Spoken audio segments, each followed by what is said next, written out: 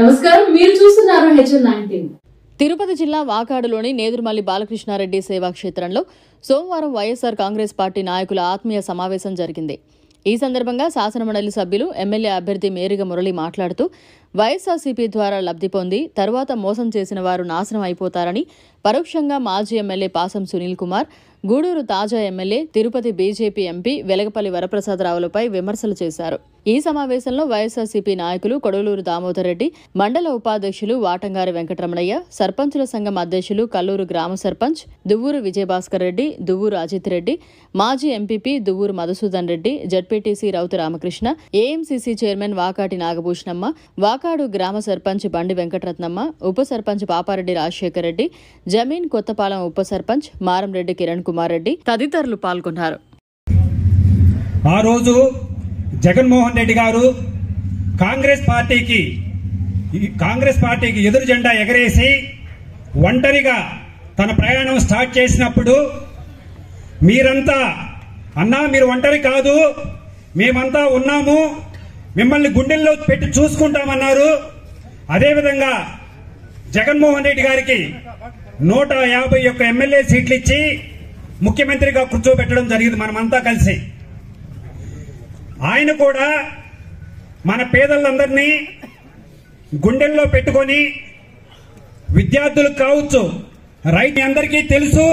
మీ అందరితో పోల్చుకుంటే నేను చాలా చిన్నోడిని. ఈ సందర్భంగా మీకు ఒక చిన్న విషయం చెప్పదలుచుకున్నాను. మీరంతా గమనిస్తే మాజీ ముఖ్యమంత్రి వర్యులు చంద్రబాబు నాయుడు గారు గల్లా పెట్టి ఖాళీ చేసిపోవడం జరిగింది. దానికి సాక్ష్యాలు మనందరికీ తెలుసు. నీరు చెట్టు కింద 1100 కోట్ల రూపాయలు బకాయిలు పెట్టి వాళ్ల కార్యకర్తలకే డబ్బులు చెల్లించకుండా పోయింది ఒకటైతే, ఫీజు రీయింబర్స్మెంట్ కింద 1800 కోట్లు, ఆరోగ్యశ్రీ కింద 2300 కోట్లు, ఈ విధంగా గల్లా పెట్టి మొత్తం ఖాళీ చేసి అప్పులు జగన్మోహన్ రెడ్డి గారి నెత్తిన వేసి ముఖ్యమంత్రి పదవి చేతికి ఇవ్వడం జరిగింది. మన అదృష్టమో దురదృష్టమో తెలియదు కానీ ఆ పరిస్థితులను ఎదుర్కొంటూ మాల, మాదిగ, యానాది, ఎరుకుల ఈ కులాలోళ్ళు నాకు కావాలి, వాళ్ళకి సమాజంలో ఆర్థిక స్వతంత్రత లేదు, గౌరవం లేదు.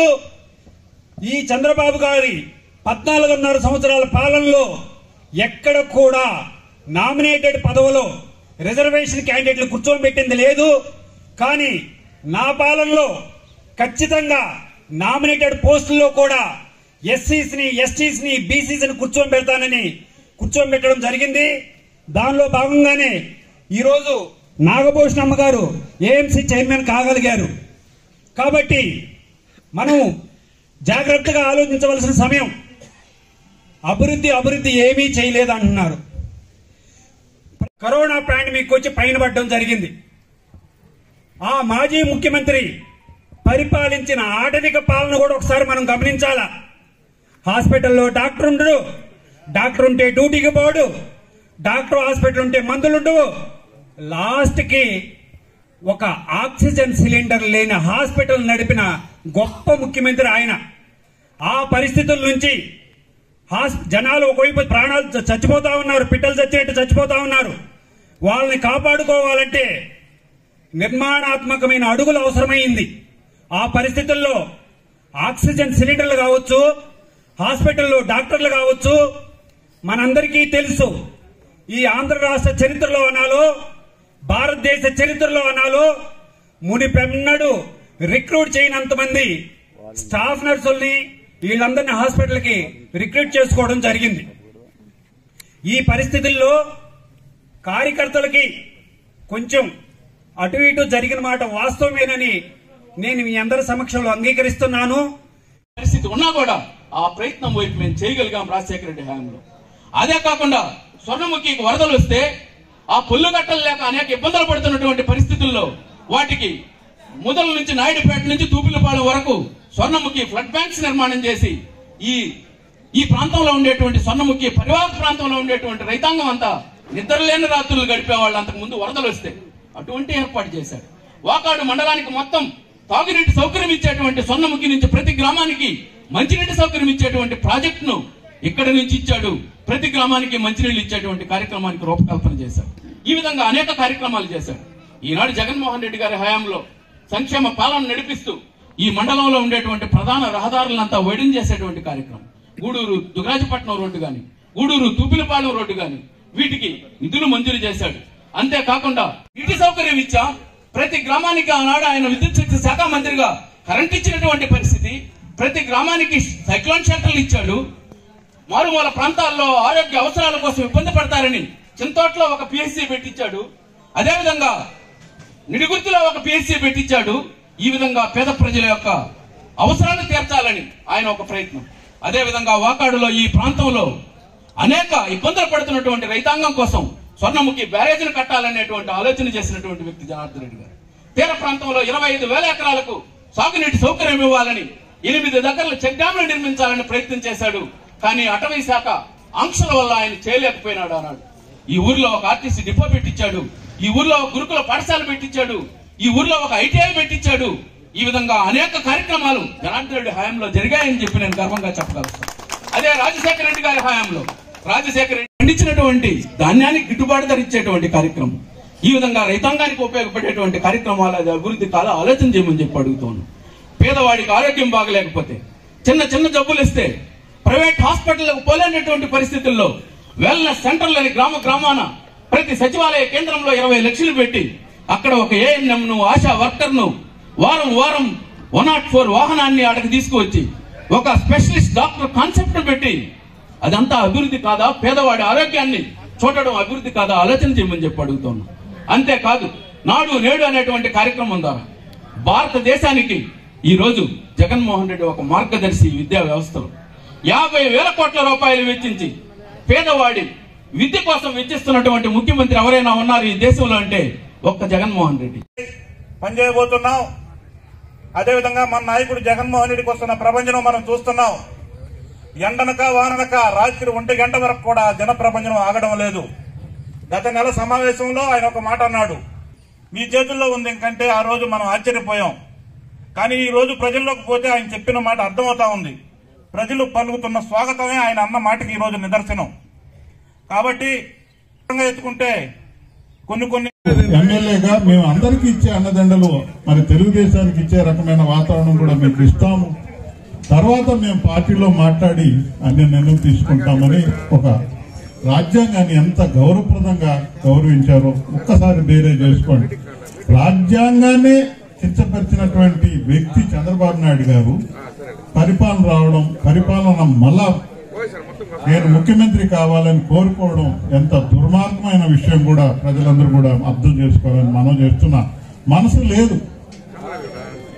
ఎవరికి కూడా మనస్ఫూర్తిగా సహకారం ఇచ్చే వాతావరణాన్ని ఆయన క్యాండిడేట్లుగా ప్రకటించుకున్నాడు. ఈరోజు కూటమి అని చెప్పి మాట్లాడుతున్నాడు. కూటమిలో కూడా మీ అందరూ తెలుసు, ఆ రోజు నరేంద్ర మోడీ గారిని ఎంత తక్కువ చేసి మాట్లాడాడు ముఖ్యమైన నాయకులతో అని చెప్పి అనుకున్నాడు. మరి మొదటి నుంచి కూడా చెప్పేది తక్కువ చేసేది ఎక్కువ అన్నట్టుగా ఉంటుంది వాతావరణం. చాలా సంతోషం. మీరందరినీ కార్యోన్ముఖం చేయడానికి పెద్దలందరూ కూడా మరి ఒకటే ఎజెండా, జగనన్నని సీఎం చేయాలి, జగనన్న పంపించినటువంటి అభ్యర్థిని ఘన విజయంతో ముందుకు తీసుకెళ్లాలి, మొదట్లో ఉండాలి వాకాడు మండలం అనే ఒక పట్టుదల మొదటి నుంచి ఉంది. ఈ సందర్భంగా నేను ఒక్క విషయం బేరే చేసుకుందామా, కరెక్ట్ సమయం వచ్చింది. మరి బేరే చేస్తూ ఎవరు పరిపాలనను పద్ధతిగా గౌరవప్రదంగా పేద ప్రజలను హక్కును చేర్చుకుంటూ అనేది ఒక శాపం. మరి అది వైఎస్ఆర్సీపీ కార్యకర్తలు, నాయకులు, పెద్దలు అందరూ అండగా ఉండి నిన్ను ఎమ్మెల్యేని చేశారు. ఈ రోజు నువ్వు ఎమ్మెల్యే అయిన తర్వాత 2 సార్లు జెండాను మోస్తే తెలుగుదేశం అనే పార్టీ నిన్ను గమనించలేదు. నీకు ఒక లక్ష్యం, ప్రతి ఒక్కడికి జీవితంలో ఒక లక్ష్యం ఉంటుంది, ఎమ్మెల్యే కావాలి అని చెప్పి రాజకీయాలు వచ్చిన వాళ్ళందరికీ అది ప్రసాదించారు జగన్మోహన్ రెడ్డి గారు. కృతజ్ఞతలు లేని వాళ్ళు మరి ఎమ్మెల్యేకైనా వారం రోజుల్లోనే పారాణి ఆరకుండా ముందే పుట్టింటి నా సొంత ఇంటికి వెళ్ళానని చంద్రబాబు నాయుడు గారు ఆశీస్సులు తీసుకొని మరి రాజకీయాలను నడపడం అంటే ఎంత దురదృష్టం. అందుకే నీకు గుణపాఠం చెప్పారు. గూడూరు చరిత్రలో 48,000 మెజార్టీ ఇచ్చి ఎవరో ఆయన తెలియకున్నా కూడా ఆయనకి సహాయం చేశారంటే ఆ రోజు జగన్మోహన్ రెడ్డి గారు బలం. ఆయన ఎవరు చెప్తే వాళ్ళు జగన్మోహన్ రెడ్డి గారు. మరి నరేంద్ర మోడీ గారిని చాలా తక్కువ చేసి హేళనగా మాట్లాడారు. హైదరాబాద్కి వస్తే, ఉమ్మడి రాష్ట్రంలో హైదరాబాద్కి వస్తే అరెస్ట్ చేస్తాను, కాలు కూడా పెట్టేను అని చెప్పి మాట్లాడారు. ఈరోజు కాలు పట్టుకునే దానికి సిద్ధపడ్డారు. ఎంత ఊసరబిల్లి రాజకీయాల్లో దిగజారుడుతనం అంటే చంద్రబాబు నాయుడు గారు తర్వాతే అనే విషయం కూడా నేను మనవి చేస్తున్నా. మరి ఆయన శిష్యులుగా, ఆయన్ని ప్రేమించే వ్యక్తులుగా కొంతమంది ఇక్కడ రెడీ అయినారు. వారందరి గురించి నేను మనవి చేస్తున్నా. నీకు నా ప్రత్యర్థి ఈరోజు పోటీ చేస్తున్నటువంటి సునీల్కి నీకు గౌరవించింది ఎవరు? నువ్వు మధ్యతరగతి కుటుంబీకుడు. ఒక ఎమ్మెల్యే కావాలంటే మధ్యతరగతి కుటుంబీకుడికి ఎంత హక్కును చేర్చుకొని అన్ని విషయాలు తానై నిలబెడితే తప్ప మరి మధ్యతరగతి కుటుంబీకులైన ఎమ్మెల్యేలు కావాలంటే ఎంత కష్టాలు ఉంటాయో. దేశం అంతా కూడా మన ఆంధ్ర వైపు చూడాలనే విషయంలో బేరేజ్ వేసుకుంటే చంద్రబాబు నాయుడు గారు అన్ని విషయాలు గొప్పగా చెప్తారు. ఎంత చులకనగా మాట్లాడుతున్నారో మీరు చూస్తున్నారు. ఎస్సీలను అయితే ఎక్కడైనా ఎస్సీలుగా పుడతారా, పుట్టాలని కోరుకుంటారా అని చులకన చేసి మార్చే విధంగా మాట్లాడారు. బీసీలని తోక కత్తిరిస్తానని మాట్లాడారు. హైకోర్టులో జడ్జిలుగా ఎంపిక చేసే విషయంలో తనే స్వయంగా ప్రిపేర్ చేసినటువంటి లెటర్ బయటపడింది. నా ఎస్సీ, నా బీసీ, నా మైనార్టీ, నా పేద ప్రజలు అని చెప్పేసి కనిపించిన వాళ్ళంతా పాదయాత్రలో హక్కును చేర్చుకొని మనస్ఫూర్తిగా ముద్దు పెట్టుకున్నాడు. దాన్ని కూడా తక్కువ చేసి మాట్లాడతారు. రాజ్యాంగాన్ని ఎంత అవమానపరిచారు మీరు. ఒక పార్టీలో గెలిచిన ఎమ్మెల్యేని మరి మీ పార్టీలోకి తీసుకొని మంత్రి చేయడం అంటే రాజ్యాంగాన్ని ఎంత ఉల్లంఘించారు. మనసాక్షి ఉందా మీకు? బేరేజ్ వేసుకుందాం. మా నాయకులు మీ మీద అలిగారు. మీ ఎమ్మెల్యేలు, మీ పార్టీ మీద గెలిచినటువంటి ఎమ్మెల్యేలు, వంశీ లాంటి నాయకులు అలిగారు. నాయకులు జగన్మోహన్ రెడ్డి గారు ఒక పద్ధతి ఉండాలి, మీరు రిజైన్ చేసి రాగలిగితే పార్టీలో చేర్చుకుంటాను. మీరు ఆయన మీద అభిప్రాయ భేదాలతో దూరంగా ఉన్నారు. మరిన్ని అప్డేట్స్ కోసం మన HN9 టీవీ ఛానల్ ని సబ్స్క్రైబ్ చేసుకోండి.